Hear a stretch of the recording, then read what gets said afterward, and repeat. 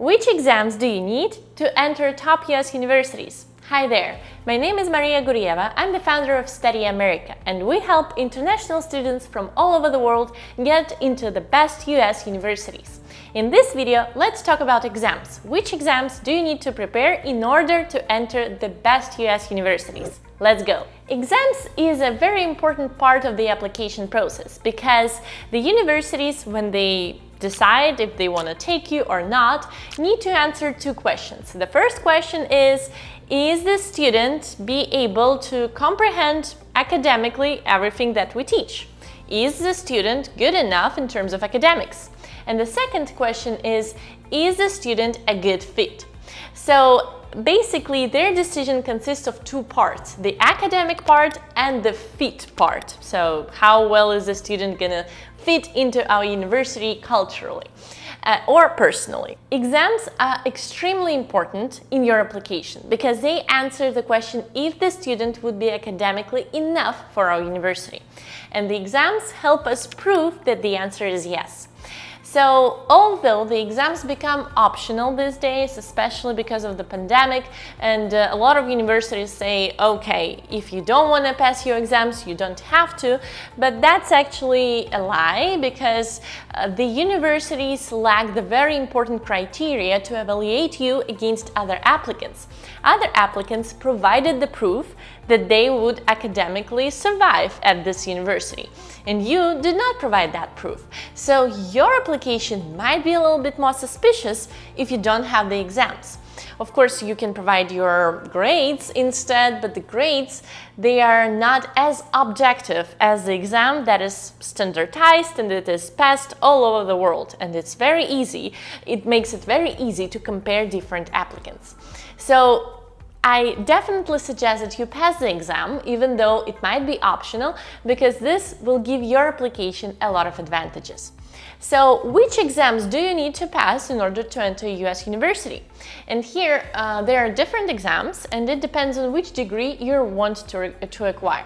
So, the SAT test is for those who want to acquire the bachelor's degree. So, for high school students who want to go to the university and get their undergraduate studies. The SAT test is a standardized test, and it consists of the math part and the English part. And this is the exam that not only international students have to pass, but also the American students also pass.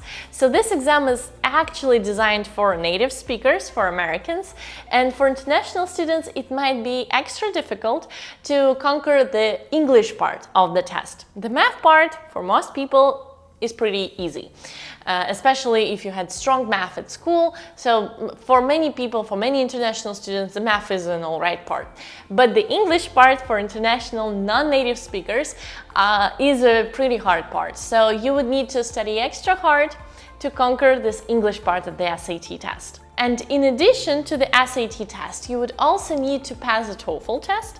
Well, Toefl test is basically for everyone. If you're an international student, you need to pass a Toefl test. And the Toefl test is a test of English as a foreign language.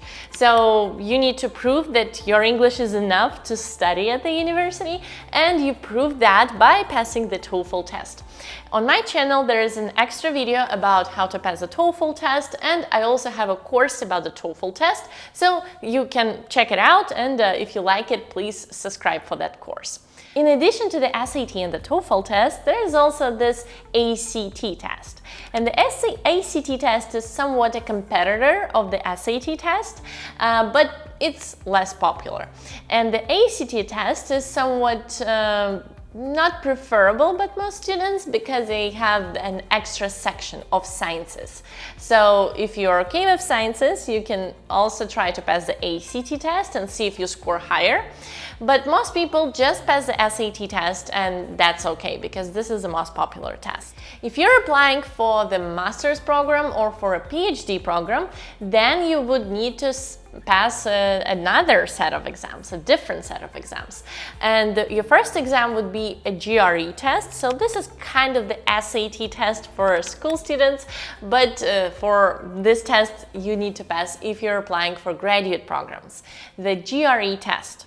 It's somewhat similar to the SAT test because it also has a math part and an English part. And in the English part, you're also required to know English as if it was your native language. They have different sections, and you need to read the text, you need to know some vocabulary that you need to memorize when you prepare for the GRE test. But the math is easy, and basically if you study hard enough, then you can definitely conquer the GRE test. And in addition to the GRE test, as always, you need to pass the Toefl test. If you're applying for the MBA program, you can do GRE and Toefl test, that's okay, or you can do GMAT and the Toefl test. The GMAT is a little bit different from the GRE test. They're more into analytical skills, something that is more for the MBA students, considered the MBA student skills. So this exam, GMAT test, was actually designed for the MBA students. But if you find GMAT for some reason more difficult than the GRE test, you're more than welcome to pass the GRE test instead of the GMAT test, and that would be perfectly fine. So GRE test or GMAT test for the MBA students plus the Toefl test, and GRE plus the Toefl test for everybody applying for any master's or any PhD program.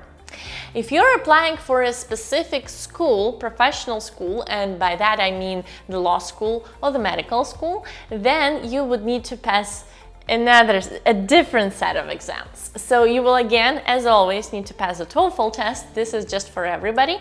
But besides the Toefl test, you would also need to pass MCAT if you're going to the medical school, and this is a medical exam, or LSAT if you're going to the law school, and this is law/logical exam.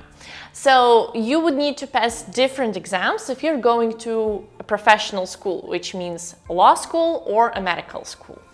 So this is the set of exams that you need to pass in order to enter a specific degree study in the United States.